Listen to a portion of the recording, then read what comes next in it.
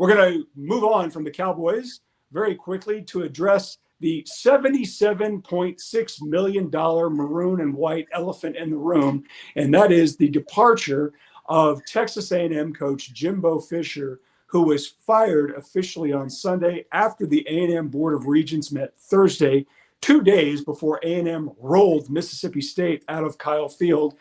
Just coincidentally, Mississippi State fired its coach a couple days after that loss. Zach Arnett is fired. Now, we're in firing season in college football. Clarence, I don't know what A&M does. Now, I know you're a Longhorn, but I'm going to ask you to take off your Longhorn hat and to just look at this pragmatically. When A&M hired Jimbo Fisher, they gave him a 10-year, $75 million contract. And it was a big deal because then A&M athletic director had done something that nobody thought he could do, which was you hired a coach, one of the few active coaches who has a national championship title on his resume. Jimbo won a championship at Florida State when his quarterback was Jameis Winston. He got to another playoffs. He had other good teams with Christian Ponder, a future first-round NFL quarterback draft pick, as well as E.J. Manuel, same qualifications. He goes to A&M, and it was a giant bag of disappointment. So now they fired him and will owe him a guaranteed $76.8 million. I can't even begin to describe how stupid all of this is, but it's consistent with the moronicy that is college football. Clarence, they had a coach who had won a national title, okay? They spent more money than our government. What are they going to do now? Okay, it's hard for me to take the orange off, but try. I would say this. I'm going to try because this is just typical Aggie. The fact that Mississippi State fired its coach because they lost to A&M, a team that was firing its coach because they had already given up on the season. That's an Aggie joke in itself. But I go back to Jackie Sherrill. This is not the first time they've hired a championship coach. They hired Jackie Sherrill, and I remember back in the 80s when everybody went crazy. You can't pay a coach that much money. They paid Jackie Sherrill more money than every professor, and everybody went crazy. This is not their first rodeo with overpaying for a coach and getting below market expectations. It just goes with the territory. And the difference here is that they paid this coach with no offset money. He gets all $77 million, whether he gets another job or not. That's crazy. I've never heard of that. Okay, he gets all of his money. And who crafted this contract? This is his agent, Jimmy Sexton, Hall of Fame level of coach. So it's crazy. And listen, I always have fun with Shereen Williams, one of our former coworkers. Yeah. And I got a lot of Aggie friends, Kevin Smith. They've won it, Roland Martin. They've won a title since 1939, but they act like they got Alabama legacy. Okay, don't give me Clarence. They act like they're Alabama or LSU, when in fact they're Mississippi State or Ole Miss. Yeah, all of that. So all of that, it's hard to differentiate that when you talk about A&M. Now, who they're going to get? Clearly, they're paying all this money. Money won't be an object. The question is, there's no hotshot coach out there that says he's going to be the savior for the program. Lane Kiffin is not a savior. He's never. We've tried the Lane Kiffin. I know you're gonna go to Lane. We've tried the Lane Kiffin. No, I'm not going. I can't believe you're missing the one candidate. I'm shocked you were missing the candidate that Deion is not the option. Hang on. You just said, I'm going to use your words against you, my friend. You just said that there is no hotshot coach savior out there. Clarence, the guy's in Boulder.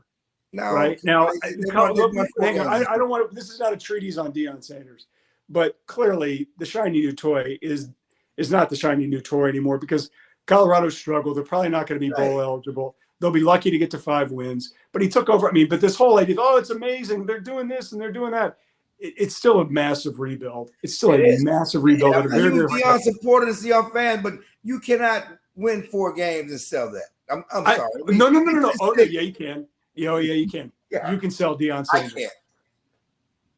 Ooh, this would be tough. There is no bigger supporter of Deion Sanders right now than my good friend, Mr. Clarence E. Hill Jr. And there is a chance now. I want this to happen so badly.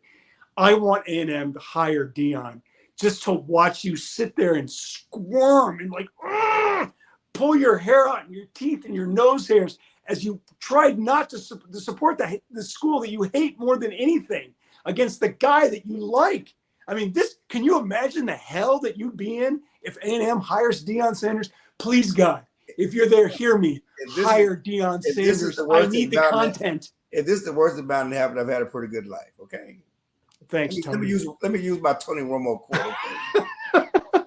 I've lived there. Okay, so now Clarence Hill, arbiter of all things A&M, has written Deion off. Okay, that's stupid. The guy to me, who should be the leader in the clubhouse, I don't know if he is or not, is Jeff Traylor at Texas San Antonio. Because when Jeff 2 years ago was the hot young coach, he signed an extension with UTSA. I talked to him back in July. Said all the right things, but he knows the score. The idea was that Jeff Traylor remained at UTSA because the jobs that he wanted were either Texas or Texas A&M. Well, clearly Texas is not going to come open for a couple of years. It looks like Sarkisian's doing a pretty good job, at least this season, at UT. A&M has an opening, and that might be a name. I know Mike Elko. Talking to Sam A&M, Mike Elko is the former defensive coordinator at A&M. He's the head coach at Duke, and Duke is winning, which is impossible. That would make some sense. I still don't know how. If you're A&M athletic director Ross Bjork, if you don't pick up the phone and call Deion, I don't. You just said, I can't believe you just said there's no hot young. Oh, yes, he is white hot. How do you not make that call? You've got to take your burnt orange coat off. How do you not make that call? It's not a burnt orange thing. It's just I think that Lane Kiffin and those are going to be the guys they're going to call and make the phone call to it. I mean, I know you sound like Stephen A. Deion's the guy that should go to Colorado, and I just think that I love Deion, and there has to be more substance around it. Oh my God! You just say there has to be more substance around Deion Sanders to no, I'm just saying his right. He did a great job at Jackson State. We need to build more at Colorado before you make this step. I don't understand what's crazy about that. What is crazy about that? Have you not listened to about that? Hail Deion Sanders as a combination of Vince Lombardi, Bill Belichick, Mike Krzyzewski, Greg Popovich. You're misrepresenting me, and I've never. I mean, again, the bottom line is 4 wins. They're not going to make a bowl game as right now. There needs to be more for A&M because this would be typical A&M. It's like the Jimbo thing. I'm talking from an A&M standpoint, not from a Deion standpoint. From an A&M standpoint, you're selling bells and whistles. You're not selling. It's just like the Jimbo thing, like the Jackie Sherrill thing. What is wrong with you? You're misrepresenting everything I've said. No. Because anybody with a brain, you're misrepresenting. Anybody with a brain can see what you're doing here. If this was any other decent Power 5 job, any one of them, you'd be like, Deion's candidate. I don't think he should go anywhere. Because it's A&M, you don't want that guy. It's not. Stop it. That had nothing to do. First of all, his sons can't transfer with him now. He's there with his family. His daughter transfer. I mean, none of that's even on the. I just don't like crazy. It's like Steve. It's like First Take did a whole segment yesterday talking about is Dak Prescott the best quarterback in Cowboys history? What are we doing? Oh, that's ridiculous. I'm not going to go there. It's not even on the table. So what I'm saying is you have 4 wins. It should not be on the table for him to jump from Colorado to A&M after 1 season. That is my point. He should. If you cannot transfer, you can't double transfer. It's idiotic to even be having this conversation. No, it's not because you're talking. Hang on. Think about it. No. I don't think. First of all, I'm going to say no word, like the one sentence that everybody should dread hearing. I'm going to say to you, I love you, but. Okay. Anytime anybody says, oh, Clarence, I love him, you know what's coming. Some negative comment. Love Mac. He's an idiot. Love Clarence. You're delusional about this. Like you can't take off your burnt orange glasses to recognize. That has to do with Texas. It has everything to do with because I don't think Deion should go to Colorado is by Texas. That's crazy. No, that's not. I'm thinking what's in the best interest of A&M and what they're trying to build. If they're trying to build anything, they've been down this road before. Have we talked about this? Do we see all of this stuff? Candy, this is supposed to be a long-term thing. Candy, when Clarence and I talked about Deion, and he don't have a quarterback. He can't bring his son with him. Did I just tell you? There are other quarterbacks. Huh? There are other quarterbacks. Stop it. He ain't leaving his son. I mean, it's not even this. He's not leaving his son. His son is not going to the draft because he's going to stay another year. It's not even on the table. Why are we even talking about something that has no chance of happening? That's my point. Has no chance of happening. If you're just Clarence, throwing up in hypotheticals, I don't deal in hypotheticals. Yes, you do all the time. So if you're going to tell me that's all college coaching speculation, it's just hypotheticals, and we're talking about the hottest of coaches, right? And even though he won 4 games at Colorado. I mean, look at the amount of attention. It's been a massive upgrade from last year. There you go. There's your sales pitch. We're going in the right direction. Going to win. Do you believe? Ain't hard to find. Do you believe? All these other sayings, whatever it is. Now you transfer that momentum, that wattage down to College Station. I don't know how if you're A&M, you don't try. Now maybe he says, listen, hang on. If he says, I can't leave right now. I can't. I'm flattered you called me. It's just not the right time. I want to be here with my son. All those familiar reasons. Ladies and gentlemen, get ready for Mac Ingles' next column.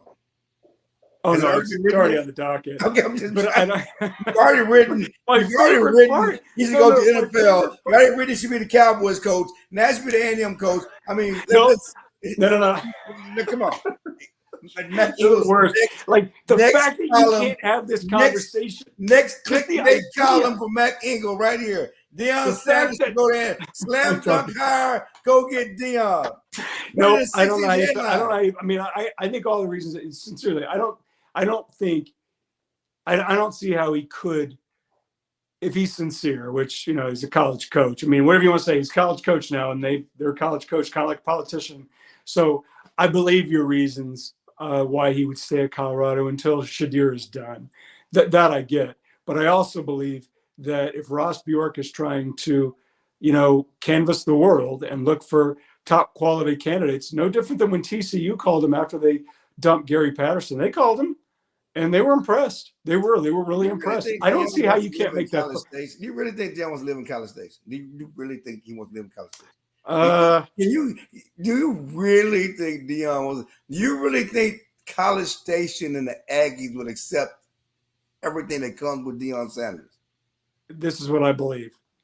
If he went, you really think that? No. You asked me, do I really think he wants to live in College Station? No. He lived in Jackson, Mississippi. Do I really think it's different than College Station? Have you been? I've been to both. Jackson, Mississippi over College Station every day of the week and twice on Sundays. I don't know about that, but I've been to both. Not that I'm both, but you said, will the Aggies accept everything that comes with Deion? I think right now, the Aggies just ate $77.6 million to make a coach not work there.